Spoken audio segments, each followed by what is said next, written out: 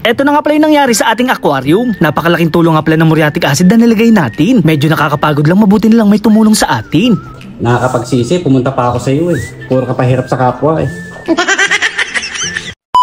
Ngayong araw nga pala guys, meron tayong bisita. Dinalaw kasi tayo ni Kuya Dugs at ni Boy Ubo. Tamang-tama naman dahil magpapatulong akong ibaba itong ating aquarium. Sisilipin niya daw kasi yung ating mga alagang isda. Tamang-tama naman dahil nanganak na itong ating magenta. Medyo marami nga pala ang nilabas ng breeder natin at excited na akong lumaki sila. Dahil nasira nga pala ang host na ginagamit natin, nang hiram na ako sa kapitbahay. Inayos ko na rin guys yung paglalatagan ng ating mga aquarium. Ito nga pala ay ginagawa natin para maiwasan na may mabasag sa kanila. Syempre guys, nagpatulong na ako kay Boy Ubo. Kahit nga pala lagi siya nagagalit sa akin, meron pa rin siyang kabutihan sa kanyang katawan. Nagpapatulong din naman siya sa akin magbuhat kapag meron siyang bagong aquarium. Dahil hindi nga pala namin maiakit ang stand, dito ko na lang siya ilalagay. Malapit kasi ito sa gripo at para hindi na rin ako mahirapan mag-water change. Mabuti na lang talaga dinalaw tayo ni Boy Ubo. Kaya naman guys, sa mga naiinis nga pala kay Boy Ubo, makikilike and follow din pala ng kanyang Facebook page.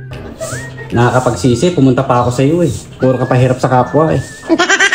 At bilang ganti nga, ipinaganda ko siya ng tinapay. Pinatay ko na lang yung volume para hindi nyo marinig ang kanyang sinasabi. Umuwi na nga pala sila Kuya Dugs at ako na lang yung mag-isang naglinis. Makikita nga dito na effective ang nilagay nating muriatic. Nakatulong din pala dito ang pag-iis-is ng liha. O diba guys, napakalinaw na ng ating aquarium. Kailangan lang natin itong badlawan ng maigi para mawala ang chemical. Medyo nakakapagod lang ito at nakakagutom. Kailangan pa nga natin dito maglagay ng styro para maiwasang mabasag. So paano guys, hanggang dito na lang. Maraming salamat sa panonood. Paalam! Yeah!